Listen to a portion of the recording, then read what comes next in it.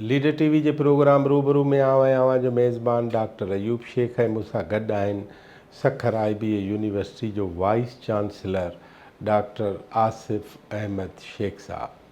आसिफ़ अहमद शेख साहब सां कुझु ॾींहं अॻु असां हिकिड़े इंटरव्यू जी ज़रूरत महसूसु कई हुई।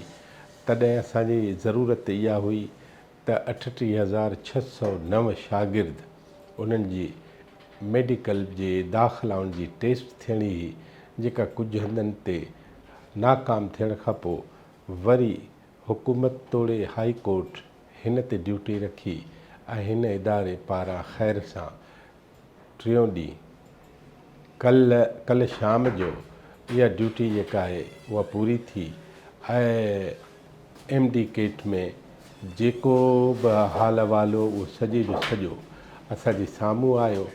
ज़ाहिर ख़लील जिब्रान चयो त फ़तेह जेका आहे शिकस्तुनि जा ज़ख़्म जेका धोअंदी आहे।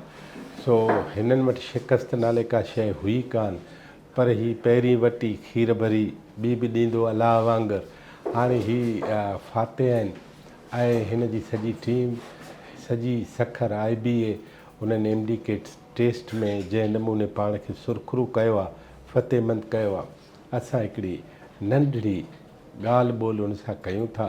अॼु ई कराची आया आहिनि ऐं कराची में मुख़्तलिफ़ मीटिंगुनि में शिरकत खां पोइ असां हुनखे चयो त पहिरियों बि अवां सां ॻाल्हि ॿोल थी, अॼु ॻाल्हि करणु ज़रूरी आहे।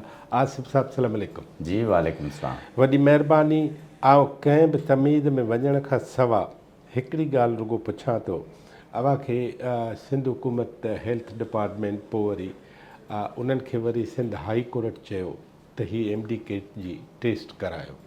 इन खां मुख़्तलिफ़ ॿिया बि हुआ त उहे मसइला असां माज़ी खे छॾे जेकॾहिं अञा अॻिते वे फॉरवर्ड कयूं त मूंखे हिकिड़ी ॻाल्हि ॿुधायो रुॻो त हाई कोर्ट जेको टाइम फ्रेम ॾिनो आहे, तव्हां उन जे अंदरि आहियो या उहा रेल मिस थी वई आहे टाइम वारी ऐं तव्हां खां का गेसर ऐं लेट थी आहे? जी वॾी महिरबानी तव्हांजी। न बिल्कुलु शुरूअ में जेको 25 अक्टूबर ते कोर्ट जो ऑर्डर आयो हुयो, जंहिंमें 4 हफ़्तनि जो टाइम ॾिनो वियो हुयो ऐं अञा 2 हफ़्ता गुज़री वञण खां पोइ बि इहो फ़ैसिलो न पियो थी सघे त सिंध गवर्नमेंट सखर IBA ऐं कराची IBA खे गॾु थी ॾिए या असांखे ई सॼे सूबे खे करिणो आहे। उन वक़्तु आउं गुज़ारिश कई त कुझु टाइम एक्सटेंशन ॾिनो वञे, जेको असांखे बाद में टाइम वधाए ॾिनो वियो, जंहिंजो मुदो 18 दिसंबर ताईं आहे। ऐं इंशाअल्लाह ताला आउं पुर उमीद आहियां त मां कोर्ट जे ॾिनल टाइम फ्रेम ताईं इहे सॼा कंक्लूड करे वेठुमि। हाणे तव्हां टेस्ट त थी वई, हर ॿार ताईं रिज़ल्ट त अची वियो, लीकेज बि न थी, हाणे तव्हां वटि प्रोसीजर बाक़ी छा छा रहियल आहे?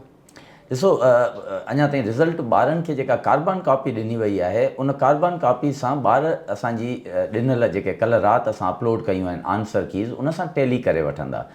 असां जेको प्रोसीजर आहे असांजो, असां आंसर कीज़ जे लाइ अॼु ई ॿारनि खे हिकिड़ो प्रेस रिलीज़ जारी कयो आहे त जेके आंसर कीज़ आहिनि उहे ॿार ॾिसनि ऐं अगरि कंहिंखे का बि ग्रीवियंस आहे, जीअं छो जो कल्ह राति खां ॾिसी रहियो आहियां मुख़्तलिफ़ सोशल मीडिया जे प्लेटफॉर्म्स ते कुझु ॿारनि जूं ग्रीवियंसिस अचनि थियूं, त मां मुनासिबु सम्झो त उन्हनि ॿारनि खे हिकिड़ो मुनासिबु प्लेटफॉर्म असां ई प्रोवाइड कयूं ऐं सुभाणे शाम 10 तारीख़ ताईं 10 दिसंबर जे शाम 5 बजे ताईं ॾिनल ईमेल एड्रेस ते उहे ॿार अगरि का ग्रीवियंस असांजे आंसर कीज़ ते अथनि त असांखे ॿुधाए वठनि।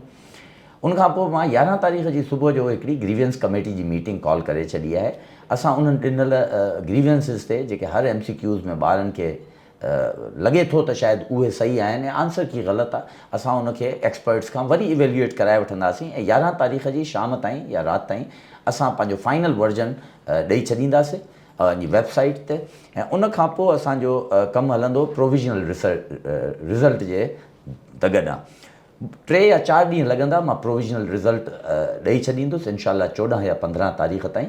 ऐं उन प्रोविजनल रिज़ल्ट ॾियण खां पोइ वरी ॿारनि खे हिकिड़ो मौक़ो फ़राहम कंदुमि त बाबा हीअ 2 ॾींहं अञा वठो, तव्हां प्रोविजनल रिज़ल्ट जेको तव्हांजो आहे उनखे पंहिंजे ॾिनल कार्बन कापी जेका तव्हांजे हथ में मौजूदु आहे टैली करे ॾिसो। उन जे बावजूदि बि अगरि कंहिं ॿार खे का ग्रीवियंस आहे त वरी असां उनखे 2 ॾींहंनि खां पोइ वेट करे उन्हनि खे इवेल्युएट करे इंशाअल्लाह ताला 18 तारीख़ ताईं असां सॼो फाइनल रिज़ल्ट अनाउंस कयूं। तव्हां उहो रिज़ल्ट काॾे मोकिलींदव?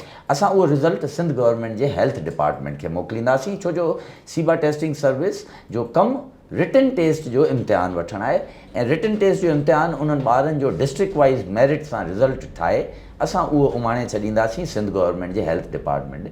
फर्दर जेको बि प्रोसीजर आहे, जेको इहो तव्हां सुठो कयो मूंखे सुवालु पुछो, छो जो मां कुझु जायुनि ते सोशल मीडिया ते पढ़ी रहियो हुउमि त इन में का हैंकी पैंकी त सखर IBA न कंदी।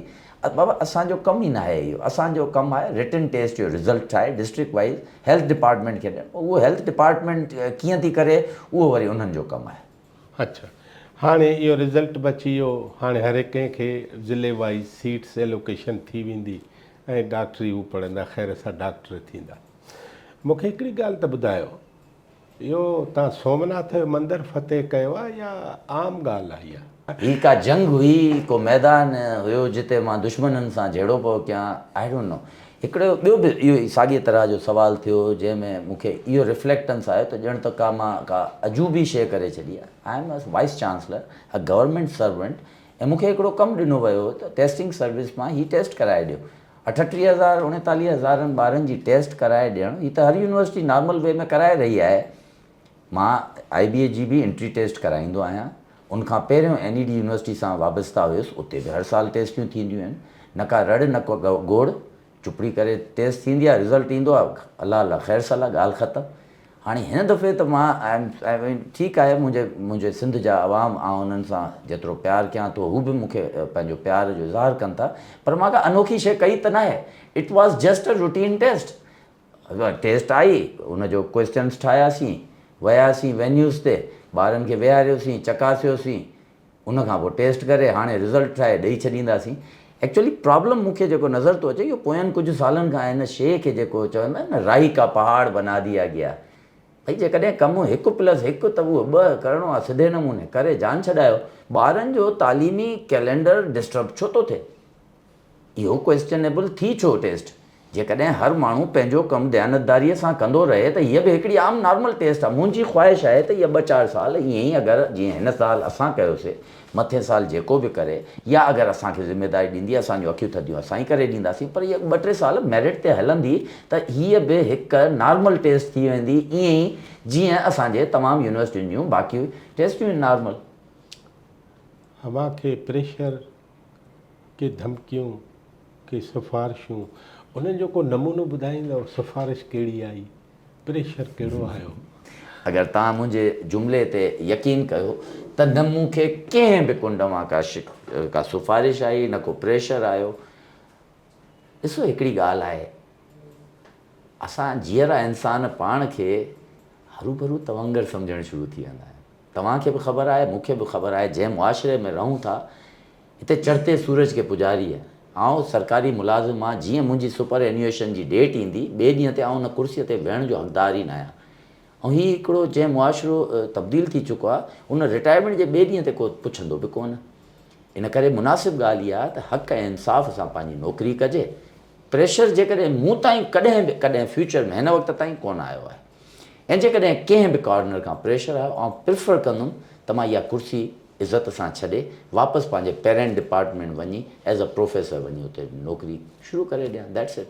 आख़िरी सुवाल थो पुछां तव्हां खां, त हाणे जेकॾहिं सखर IBA जे करे मेडिकल जूं टेस्टूं या ॿियनि हंधनि ते जिते जिते दांह थिए थी, ख़राबियुनि जी, ग़लतियुनि जी, सिफ़ारिश जी, प्रेशर जी, दॿाअ जी, उहे आहिस्ते आहिस्ते जे ख़तमु थियनि त उहे शागिर्द त ॾुखिया थींदा न, जेके पैसा था पंहिंजा उन में लॻाइनि ऐं विञाइनि। न छो ॾुखिया थींदा? उन्हनि जे लाइ तव्हां छा था चओ त छा ही माहौल जे बहितर थी वञे मेरिट जे पासे, त पोइ उन्हनि खे छा था चओ तव्हां? डॉक्टर साहब, तव्हां दुनिया में आउट ऑफ कंट्री वेंदा रहिया आहियो, छॾियो परे जी ॻाल्हि नथा कयूं, दुबई जी ॻाल्हि था कयूं, 2 कलाकनि जे जहाज़ खां पोइ वेंदा आहियो, गाॾी ड्राइव कंदा आहियो, सिग्नल ते गाॾी बीहारींदा आहियो न? बिल्कुलु बीहारे।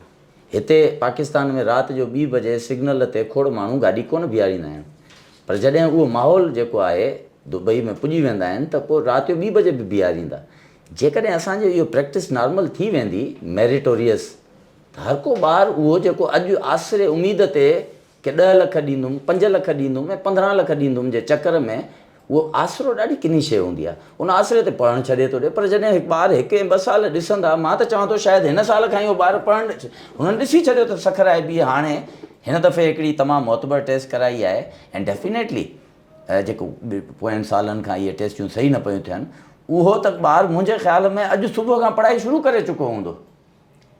ईअं ई जीअं मां तव्हांखे ॿाहिरें मुल्क जो मिसाल ॾिनो, इन में को टाइम कोन्हे लॻणो, सिर्फ़ु ॿारनि जा कचा ज़हन आहिनि, उन्हनि खे ॾिसंदा त असांजा वॾा, मां त वालदेन खे बि गुज़ारिश थो कयां, ॾिसो छॾियो हाणे घणो थी वियो, बचिड़ा त पंहिंजा ई आहिनि न, तव्हांजा ॼणियल आहिनि, असांजा उस्तादनि जा भित ॿार आहिनि न, ही सूबे जा ॿार, उन्हनि खे जीअं असीं पंहिंजे ॿारनि खे तलक़ीन कयूं था, तव्हां बि पंहिंजे ॿारनि खे कयो, पढ़ायोनि। ऐं त पंहिंजे पाण वेही पंहिंजे ॿारनि खे बि पढ़ाईंदो आहियां। हाणे मां सखर हलियो वियो आहियां, मुंहिंजा ॿार कराची में आहिनि, पर जॾहिं बि मां कराची ईंदो आहियां, अधु मुने कलाक खां पोइ पहिरियों सुवालु सभिनीनि ॿारनि खां हूंदो आहे, ॾे भला हाल अहिवाल, फिज़िक्स किथे पहुती, कहिड़े चैप्टर ताईं पहुते, त ॿारनि खे पढ़ाइणु शुरू कयो।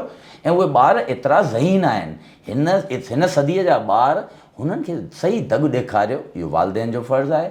वालदेन उन्हनि खे कूड़नि आसिरनि दिलासनि में न रखनि, ऐं उहे ॿार प्रूफ कंदा, मां एतिरो कॉन्फिडेंट आहियां त उहे ॿार प्रूफ कंदा ऐं पंहिंजो जेतिरी पढ़ाई आहे उहो वञी करे इम्तिहान ॾेई ईंदा।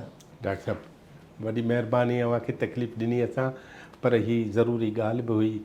नाज़रीन, ही हो आसिफ़ अहमद शेख, सखर IBA यूनिवर्सिटी जो वाइस चांसलर, जंहिंजे अॻुवाणी में काल्ह 38,609 ॿार सॼी सिंध जे 7 सेंटरनि में उन्हनि मेडिकल जी एंट्री टेस्ट ॾिनी ऐं उन्हनि जो रिज़ल्ट मरहलेवार अचे पियो। ऐं जीअं डॉक्टर साहब ॿुधायो त 18 तारीख़ खां अवल सॼो मरहलो पूरो थी वेंदो। ऐं वेंदे वेंदे आख़िरी ॻाल्हि हीअ कयूं त अचो त मेरिट जी रिवायत क़ाइमु करे वालदेन तोड़े ॿार हिकु नए माहौल खे वरी उन जी ॿीहर परवरिश कयूं, जेका अॻे मेरिट हूंदी, जेको अॻे बिना सिफ़ारिश जे वहिंवार हूंदो। अचो त राति जो 2 बजे बि जे सिग्नल बीहण जो इशारो ॾे त उन ते बीहण जी रिवायत विझूं। लीडर TV में वरी कंहिं ॿिए महिमान सां गॾु असां अव्हांजे अॻियां हूंदासीं। अव्हांजी वॾी महिरबानी।